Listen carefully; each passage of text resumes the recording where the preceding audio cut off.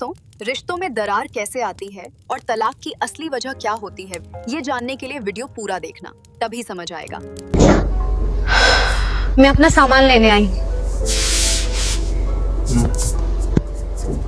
अच्छा, आज तो बड़ी आसानी से ले जाने दे रहे हो, मगर पिछले 1 साल से तो नहीं ले जाने दे रहे थे। मेरे पर्सनल कपड़े भी नहीं दे रहे थे।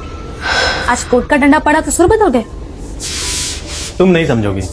हाँ, मैं ही हमेशा समझूं, तुम मत कभी समझना। सच तो ये है कि तुम कभी समझना ही नहीं चाहते। सोनू कहाँ है? नीचे मेरी दीदी के साथ खड़ा है, लेकिन तुम नहीं मिल सकते उससे। कोर्ट के ऑर्डर के हिसाब से तुम सिर्फ उससे संडे को मॉर्निंग 7 से लेकर इवनिंग 7 तक ही मिल सकते हो, और आज संडे नहीं है। सपना, तुम ये ठीक नहीं कर रही हो। एक बार फिर से सोच लो। क्या सोचना? हाँ, अब तो कोर्ट का लीगली ऑर्डर आ चुका है, हम लीगली डाइवोर्स्ड हैं। और वैसे भी जब सोचना था तब तो तुमने नहीं सोचा। मैंने नहीं सोचा? मैंने डिवोर्स लिया है तुमसे, या तुमने मुझसे डिवोर्स लिया है? मैंने केस फाइल किया था, तुमने केस फाइल किया था, मैंने तो सिर्फ साइन किया था। हाँ, तो तुम साइन किया ना करते, मगर तुम्हें तो छुटकारा चाहिए था, तो फट से साइन किया और भेज दिया। छुटकारा किससे? तुमसे? सोनू से? किससे छुटकारा चाहिए था? मैं तो साइन ही नहीं कर रहा था।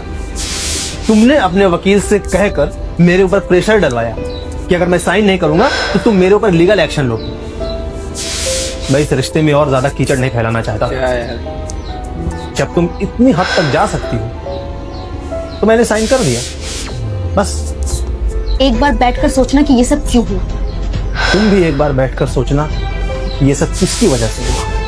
हाँ, तुम तो यही कहोगे कि ये सब मेरी वजह से हुआ है। नहीं, इसकी जिम्मेदार तुम नहीं हो, या यूं कहो कि इसकी 100% जिम्मेदार तुम नहीं हो। क्या ये जिम्मेदारी तुम अपने ऊपर ले रहे हो? स्ट्रेंज, आज तो तुम्हारे सुर काफी बदले बदले लग रहे हैं मिस्टर राजीव। नहीं, मैं भी इसका जिम्मेदार नहीं हूं। तुम्हारे साथ जो तुम्हारा सामान लेने के लिए आई हैं और नीचे खड़ी हैं, तुम्हारी दीदी, जिनको तुम अपनी माँ की तरह मानती हो, वो इस पूरे वाकये की जिम्मेदार है। मुंह बंद रखो अपना, और खबरदार जो एक लफ्ज भी मेरी दीदी के बारे में कुछ कहा तो।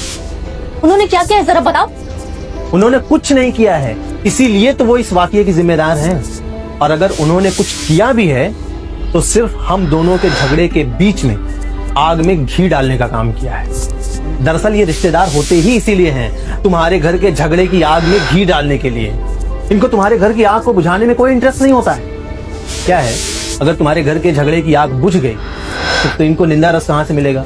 इनको आपस में बैठकर पंचायत करने का मौका कहाँ से मिलेगा? इसीलिए वो इस आग को भड़काते हैं। अच्छा, तो मेरी दीदी ने आग में घी डाला, तो ये आग लगाई किसने? जहाँ दो बर्तन होंगे वो आपस में टकराएंगे, उनसे आवाज आएगी, 2 पत्थरों की रगड़ से चिंगारी निकलेगी ही। लेकिन एक माँ का काम क्या है? बेटी के घर में अगर आग लगी है तो वो उस आग को बुझाए या फिर उनका तलाक करवा दे। अगर सभी माएं इसी तरह छोटी छोटी बातों में अपनी बेटियों को तलाक ले लेने की सलाह देने लगेंगी ना, फिर तो कोई भी घर सुरक्षित नहीं बचेगा। हर घर में तलाकशुदा लोग होंगे। लेकिन मेरी दीदी ने कौन सा आग में घी डाला, और भला वो क्यों डालेंगी? तुम्हें पता है, जब मैंने अपने घर वालों को बताया था कि मैं तुमसे प्यार करती हूँ और तुमसे ही शादी करूंगी, तो सारे घर वालों ने मुझसे रिश्ता तोड़ दिया। अरे वो तो दीदी है जो शादी के कुछ हफ्तों के बाद ही मुझे सामने से कॉल किया, मेरा हालचाल पूछा, हमसे मिलना शुरू किया। अरे हमें तो उनका एहसानमंद होना चाहिए। क्यों? ऐसा क्या हुआ था कि जिन बहन ने शादी करने के नाम पर तुमसे रिश्ता तोड़ दिया था, शादी करते ही वो तुमसे इतना घुलने मिलने लग गई, दिन में 3-3, 4-4 बार तुमको फोन करने लग गई। इतना फोन तो उन्होंने तुमको शादी से पहले भी कभी नहीं किया था। इतना तो तुमसे घुली मिली वो पहले भी कभी नहीं थी। आज तुम्हारे किचन में क्या बना है, आज तुमने क्या पहना है, आज मैं कितने बजे ऑफिस गया, मैं ऑफिस से कितने बजे आता हूँ, मैं कितनी ड्रिंक करता हूँ, मैं हफ्ते में कितनी बार ड्रिंक करता हूँ, मैं ड्रिंक करके घर आता हूँ तो तुम मुझसे लड़ती क्यों नहीं हो? तुमको मुझसे लड़ाई करनी चाहिए। ये सारी बातें जब तुमने मुझसे शादी करने का फैसला किया और फाइनली मुझसे शादी कर ही ली, तब तुम्हारे घर वालों ने तुमको वापस बुलाने का एक अचूक रास्ता ढूंढा, वही पुराना फूट डाल। और इस काम को बखूबी अंजाम देने के लिए तुम्हारी बहन ने हामी भरी, उन्होंने इस काम को हाथ में लिया। सबसे पहले उन्होंने माँ वाली शख्सियत धारण की उन्होंने तुमको इस बात का एहसास दिलाया कि मम्मी के जाने के बाद अब वही हैं जो बिल्कुल तुम्हारी माँ जैसी भाई हैं। एंड देखना है। हालांकि ये माँ उस समय सामने नहीं आई जब बेटी को सही में अपने दिल का हाल कहने के लिए किसी की जरूरत थी, जबकि तुम्हारी सगी माँ को हमारे रिश्ते से कोई प्रॉब्लम नहीं थी। उन्होंने तो कहा भी था कि अगर तुम दोनों चाहोगे तो हम तुम्हारी शादी करवा देंगे, लेकिन शायद ईश्वर को मंजूर नहीं। हमारी शादी से पहले ही वो इस दुनिया को छोड़कर चली गई। क्या यार, लेकिन तुम्हारी ये माँ, इन्होंने क्या किया? इन्होंने तुमसे एक एक बात पूछ पूछ कर तुमको मेरे खिलाफ भड़काना शुरू।